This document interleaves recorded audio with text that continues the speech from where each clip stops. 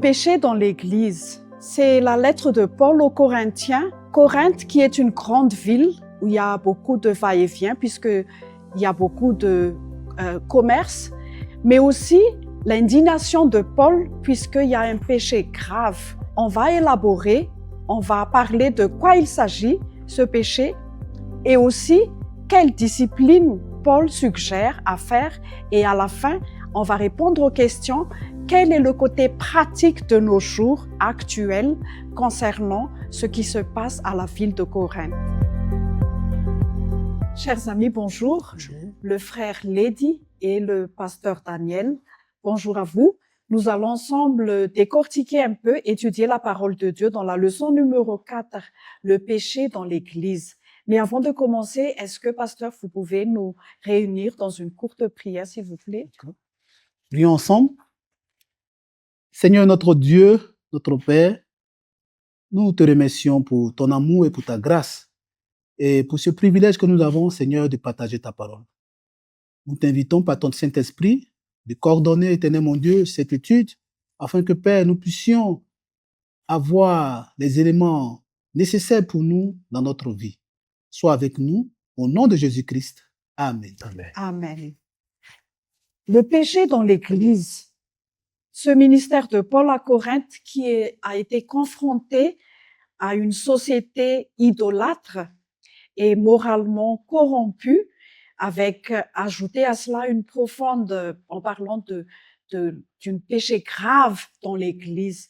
Qu'est-ce qu'on peut dire? La ville de Corinthe, qui, comme nous le savons, est une grande ville où il y a beaucoup de cultures différentes, de mélanges de cultures, de mélanges contemporains. Et qu'est-ce qu'on peut dire de cet péché grave mentionné dans cette leçon? Merci d'avoir m'invité. Tout d'abord, nous parlerons du péché dans les églises de Corinthe. Donc, c'est mieux de définir d'abord qu'est-ce que le péché. Dans la Bible, nous avons une définition claire de péché. Ça se trouve dans 1er épître de Jean, chapitre 3, verset 4. Oui. Au nom de Jésus, quiconque pêche transgresse la loi. Et le péché est la transgression de la loi. Cette définition montre que le péché, c'est la transgression de la loi. Quelle loi? La loi de Dieu, la parole de Dieu, les Écritures. Et ce péché remonte dans les temps les plus anciens dans la Bible, depuis Adam et Ève, et avant cela même. Donc, le péché, c'est la séparation avec Dieu. C'est-à-dire que le péché, c'est toujours la Bible qui dit ça, c'est la séparation de l'homme avec Dieu. Et ces péchés-là, donc, a des graves conséquences, comme dans Romains 6, 23, car, 6, 23, au nom de Jésus, car le salaire du péché, c'est la mort. C'est-à-dire que tout mal, toute mort vient du péché. Et voilà donc la définition et la conséquence du péché. Donc, on peut dire même que c'est pas seulement la mort, mais l'affaiblissement de notre corps, notre mental. Et au jardin d'Éden, donc, lorsqu'Adam et Ève, nos ancêtres, ont péché contre Dieu, c'est même les herbes, les animaux étaient tués à cause de ce péché. Et voilà donc la définition. Et quand nous parlons du péché dans l'église de Corinthe, c'est toujours cette idée de mal qui contamine donc l'église de Corinthe dans toutes sortes de mal.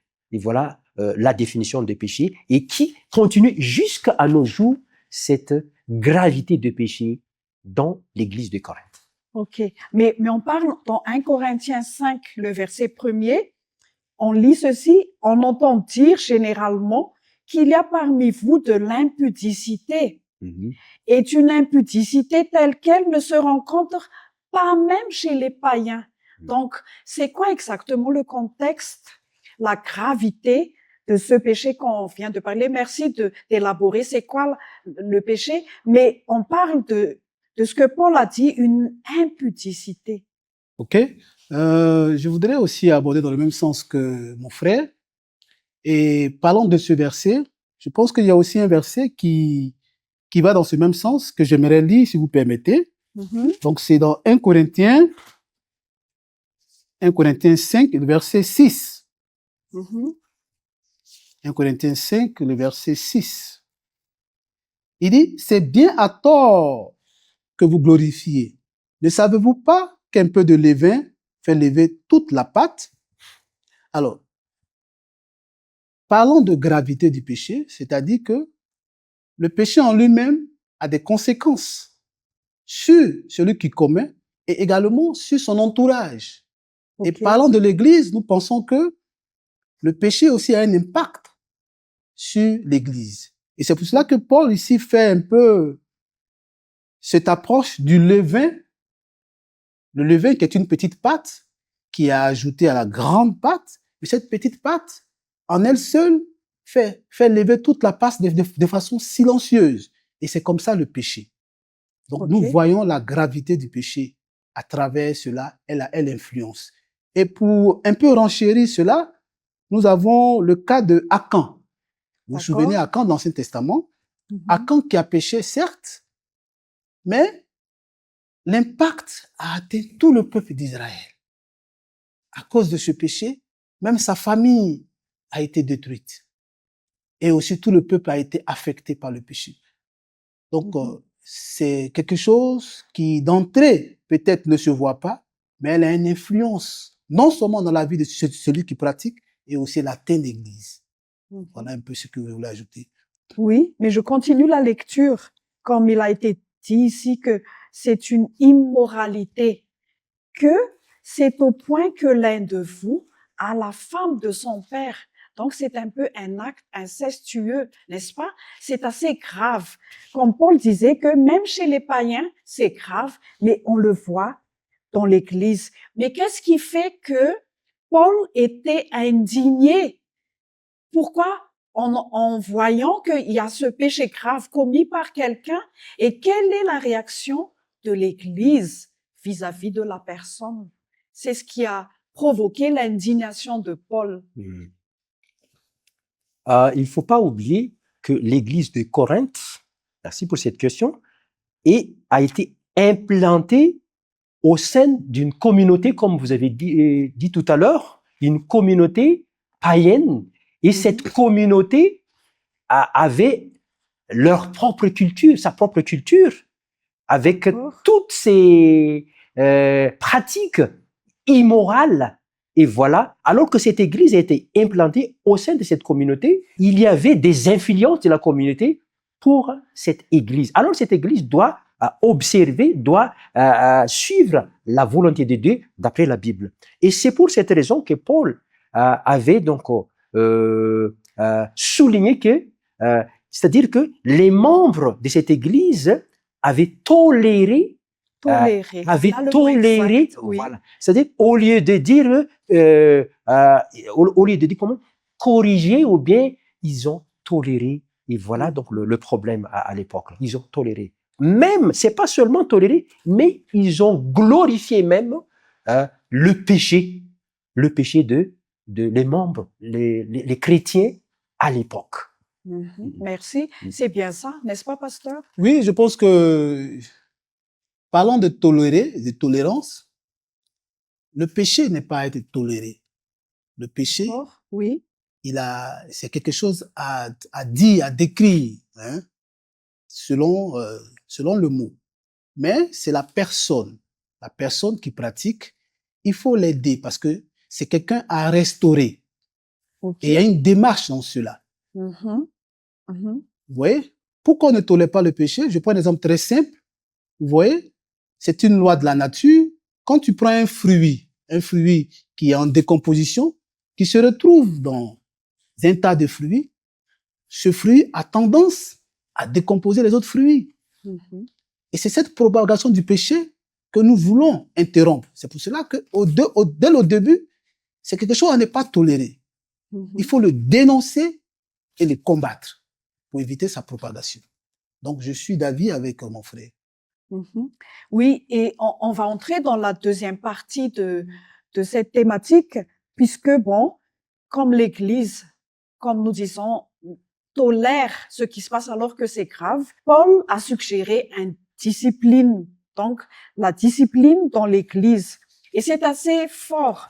Dans 1 Corinthiens 5, le verset 5, Paul avait dit qu'un tel homme ne soit livré à Satan pour la destruction de la chair, afin que l'esprit soit sauvé au jour du Seigneur Jésus. Qu'est-ce que Paul suggère comme correction? C'est assez fort.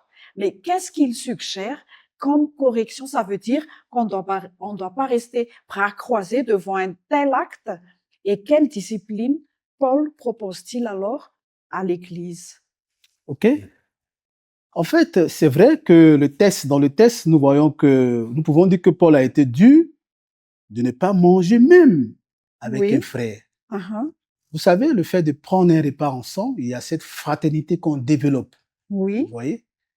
Et demander de ne pas prendre le repas avec le frère, c'est un peu dur, certes, mais la discipline de Paul, quand on rentre un peu dans les détails, elle a pour objectif, en fait, de sauver l'Église. Mhm. Et le mot ici de discipline vient un peu du mot disciple. Et j'ai un texte qui me vient dans la tête de Jean 15, verset 8, que j'aimerais vous inviter à prendre avec moi. Jean 15, verset 8. Jean 15, verset 8. Jean 15, 8. Il dit, si vous portez beaucoup de fruits, c'est ainsi que mon Père sera glorifié et que vous serez mes disciples. D'accord? Donc, on est disciples parce que nous portons beaucoup de fruits.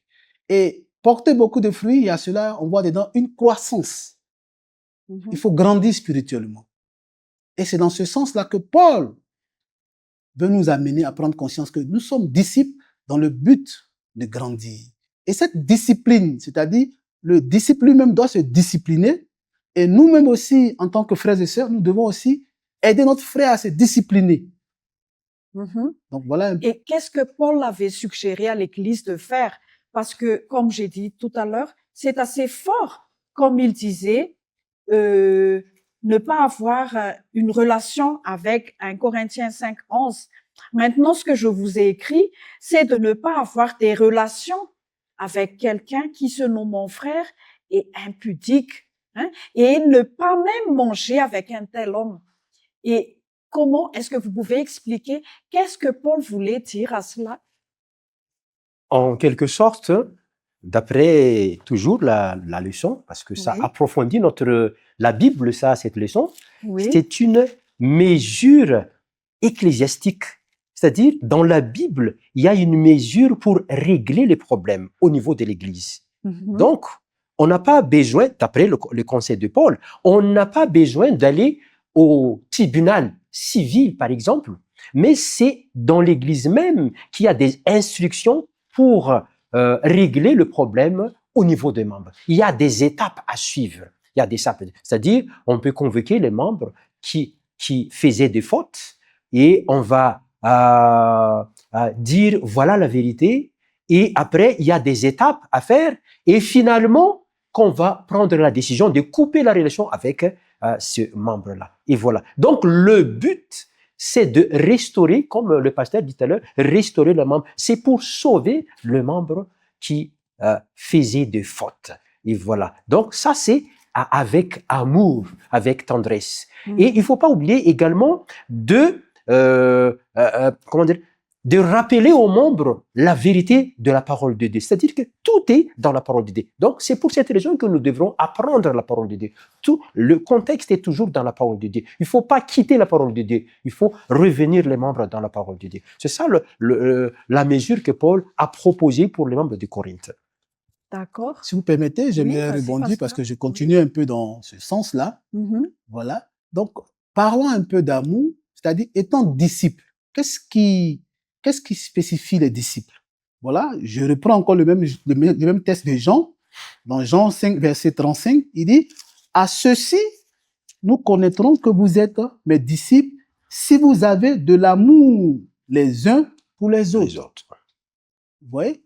Donc, est-ce que ne pas manger avec un frère, est-ce que c'est de l'amour? Non. Donc, il faut comprendre que Paul, il essaie de nous comprendre, de nous faire comprendre que le fait d'appliquer la discipline, c'est une manière d'aimer son prochain, d'aimer son frère, parce que en cela, tu es en train de le ramener sur la bonne voie.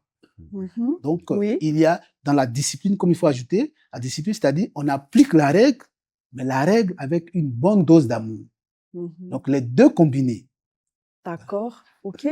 Donc, comme vous disiez tout à l'heure, il y a une étape, ça veut dire peut-être un avertissement Oui, verbal, effectivement. que la personne soit convaincue de ce qu'il fait, Ouais. accepte qu'il fait quelque chose qui n'est pas conforme à la volonté de Dieu, et donc qu'il accepte d'être, comment dire, corrigé en quelque sorte, mais corrigé dans la compassion, comme Jésus corrige, dans la compassion de que cette personne se détourne de cette mauvaise voie pour qu'il n'y aura pas d'impact sur d'autres personnes, cette influence mauvaise Mhm. qui se passe dans l'Église. Oui, vous voulez... Tout ça, donc, c'est dans le cadre de l'effort de ce que le humain, c'est-à-dire que, en tant que humain, en tant que membre, en tant que Église, il faut agir. Il faut pas regarder comme ça lorsque le frère et sœur qui fait de Des fautes. choses qu'on connaît, que Voilà. tout le monde puisse Yeah. voir que c'est assez grave. Il faut s'entraider. Voilà donc notre part en tant qu'humain. Il y a ça d'abord. Et c'est pas à tout le monde de Oui. parler à ce frère, Oui. nous sommes bien d'accord, Oui. mais il y a quand même une entité dans Oui. l'Église qui doit prendre ses responsabilités et aussi nommer le péché tel qu'il est, Oui. n'est-ce pas? C'est ça. Hein? Tel qu'il est, pour qu'on n'a pas, comment dire, cette honte de réprimer quelqu'un, mais toujours avec bienveillance Ok. et amour. Oui, vous voulez encore ajouter? Oui. Je pense que la discipline que Paul met en place, il a vu ça auprès du Seigneur Jésus-Christ. Nous avons ce texte de Matthieu 18 qu'on connaît bien. Et il faut comprendre que dans ce texte de Matthieu 18, le verset 17, le verset 17 que je vais lire, Matthieu 18, verset 17, il dit, c'est-à-dire en appliquant la discipline, il y a la première étape, deuxième étape, troisième étape. Et la dernière étape, c'est quoi? S'il refuse de les écouter, dis-le à l'église. Et s'il refuse aussi d'écouter l'église, qu'il soit pour toi comme un païen et un publicain. Alors, c'est quoi un païen, c'est quoi un publicain? Qu'est-ce qu'on fait d'un païen? Qu'est-ce qu'on fait d'un publicain? C'est une manière de nous dire que si le frère arrivé à ce niveau, nous sommes amenés à reprendre à zéro. Oui, c'est ça. C'est-à-dire que nous devons le considérer maintenant comme quelqu'un à gagner. Parce que un publicain, un païen, c'est quelqu'un à évangéliser. C'est-à-dire, on revient à la première étape. Donc, ce frère-là, nous devons revoir, améliorer nos enseignements. En tant que leader, il faut revoir les enseignements afin que ce frère-là puisse comprendre sa faute et dorénavant changer. Donc, cette étape cette discipline nous fait prendre conscience, nous les leaders, à revoir nos enseignements. C'est-à-dire, certainement, le frère n'a pas compris certaines choses dans l'église, raison pour laquelle il agit ainsi. Donc, reconsidérez vos enseignements, revenez au départ, considérez-le comme un païen, comme un publicain, afin que ce frère puisse être restauré et revenir à la repentance.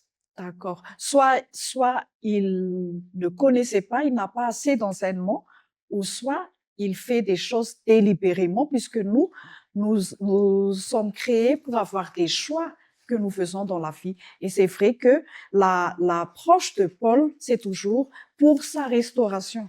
D'accord.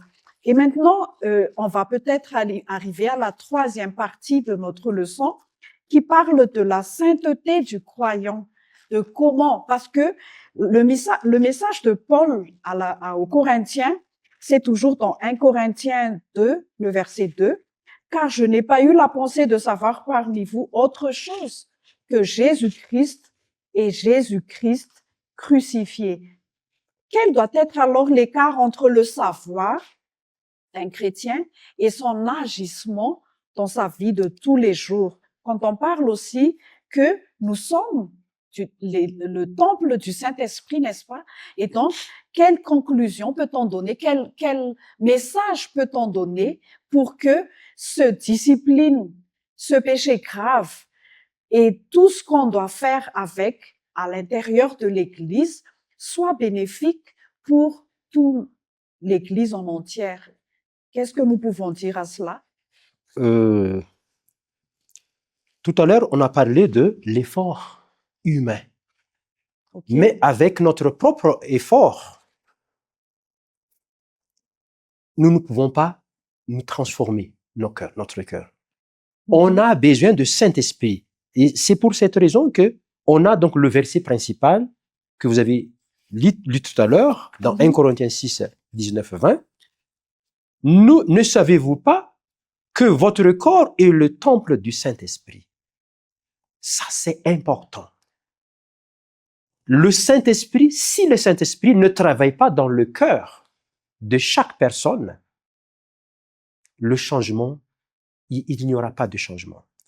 La Bible nous dit que l'Éthiopien ne peut pas changer sa peau, ni le léopard ne peut pas changer sa peau, mais c'est l'œuvre du Saint-Esprit, c'est Dieu seul peut changer donc le cœur d'une personne. Donc, si nous voulons avoir, si l'Église veut avoir donc une transformation de cœur, c'est le Saint-Esprit.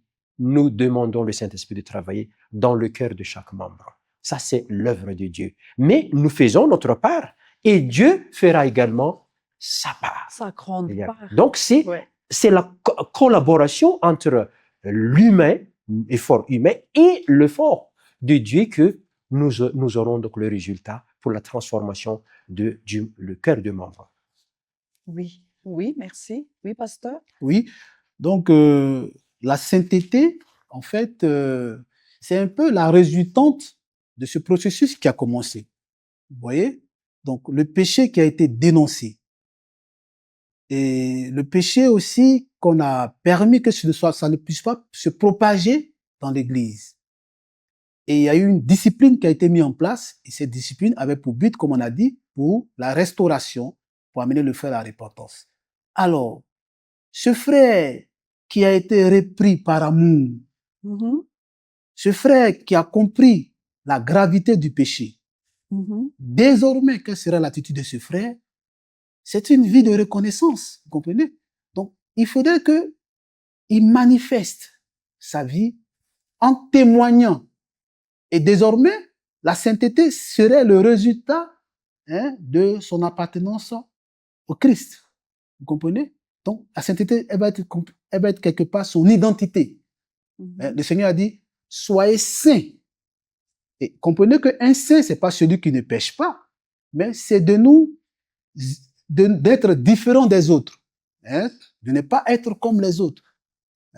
Être consacré. Voilà. Donc, c'est ça la sainteté. Voilà. Donc, je pense que la sainteté, comme on l'a dit, elle devient le fruit de quelqu'un qui a ressenti l'amour de Dieu et sa vie n'est pas autre que une vie de reconnaissance. Et j'insiste parce qu'il y a ce texte de 1 Corinthiens 10, verset 31 qu'on connaît bien, que j'aimerais lire sans paraphraser. 1 Corinthiens 10, verset 31. Il dit, soit donc que vous mangiez, soit que vous buviez, soit que vous fassiez quelque chose d'autre, faites tout pour la gloire de Dieu. Vous comprenez? Donc, il y a le fait de faire, il y a notre part. Et notre part, elle est actionnée par la présence du Saint-Esprit. Parce qu'on ne le fait pas de notre propre force. Voilà. Donc, notre part associée au Saint-Esprit, c'est ce qu'on appelle la sanctification. Ok. Oui, encore? Ça va. Et dans ce cas, c'est toujours dans le contexte de Corinthe. Ça, c'est ce que Paul a dit à un chrétien qui a crucifié ses défauts à la croix. À la croix. C'est ça le message de croix que Paul a mentionné dans l'Épître aux Corinthiens. C'est-à-dire que si les membres a crucifié son corps, ses défauts, ses péchés sur la croix avec Jésus, s'ils croient à cela, ils auront finalement le sainteté, comme le pasteur dit tout à l'heure. C'est-à-dire que quel que soit le péché de l'église de Corinthe, quel que soit le péché de l'église, si ils ont croient à Jésus-Christ, en Jésus-Christ. Et s'ils ont crucifié donc ces défauts avec Jésus-Christ sur la croix, finalement, ils auront cette sainteté, cette sanctification avec Jésus-Christ. La repentance, Oui. n'est-ce pas? Oui, La c'est vrai. repentance. Nous sommes déjà à la fin de notre discussion. Je vais vous donner un peu de temps pour conclure. Qu'est-ce qu'on peut retenir de cette grande leçon de Paul aux Corinthes concernant ce qu'on a parlé de la discipline, de la restauration? Qu'est-ce qu'on peut conclure pour que ça soit pratique dans notre vie de nous chrétiens actuellement? Qui va prendre la parole en premier OK. comme conclusion? Voilà. Donc, j'aimerais aussi, avant de conclure, aller un peu dans le sens où Paul, on a dit que Paul, pour ne pas que la parole de Paul soit vue un peu trop dure, parce que Paul lui-même, à la fin, c'est vrai qu'il a dit ne mange pas avec ses frères, mais à la fin, dans 1 Corinthiens 2, 1 Corinthiens 2, verset 6, si vous permettez, je vais lire. Oui, vas-y, oui, Il dit, pasteur. il suffit pour cet homme du châtiment qui lui a été infligé pour le plus grand nombre, en sorte que vous devez bien plutôt lui pardonner et le consoler, de peur qu'il ne soit pas une tristesse excessive. Je vous exhorte donc à faire un acte de charité envers lui. Vous comprenez? Donc, c'est vrai que Paul a dit cela, mais l'objectif était ça. Hein? On devait pardonner la personne et pour le ramener. Donc, comme conclusion que je pourrais apporter à cette étude, le péché, ce n'est pas quelque chose à jouer avec. Il faut avoir la même réaction, par exemple, qu'a eu Joseph D'accord. lorsqu'il a été tenté par la femme de Potiphar. Il n'a pas donné libre cours au péché. En même temps, il a essayé d'arrêter cela. Et il a même dit, il dit, comment pourrais-je faire un grand mal à mon Dieu? Vous comprenez? Donc, il faut voir le péché comme quelque chose d'horrible. Et en deuxième position, la discipline, comme on l'a dit, c'est quelque chose qui a pour objectif de ramener notre frère. Parce que souvenons-nous, en tant que frères et sœurs, nous devons faire attention parce que notre Seigneur, il dit que je ne suis pas venu pour perdre les âmes. Je suis venu pour condamner. Voilà. Je suis venu pour sauver. Vous comprenez? Donc, en tant que chrétien, nous devons avoir cela en tête aussi. Toute notre démarche doit amener notre frère, notre sœur à être sauvés. À la restauration. À la restauration. Oui. Et Pierre aussi renchérit.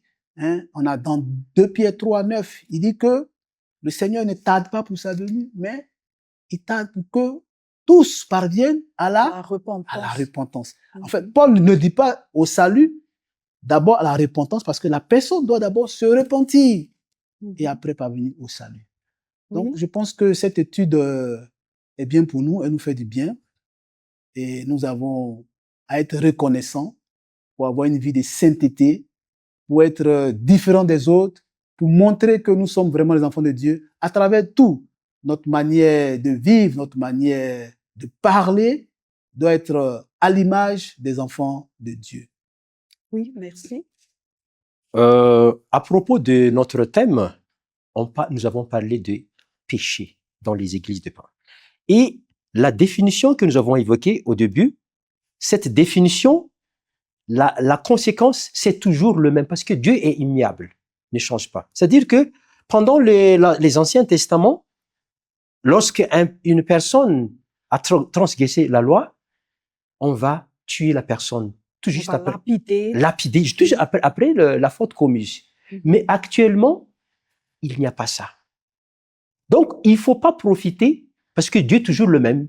Il ne faut pas profiter que, moi, j'ai commis une faute contre Dieu, et je suis encore comme moi, il n'y a pas de changement. Donc, il ne faut pas profiter comment on dit ça? Miséricorde de Dieu. Cette miséricorde de Dieu, actuellement, mais Dieu est toujours Dieu saint, comme notre frère dit.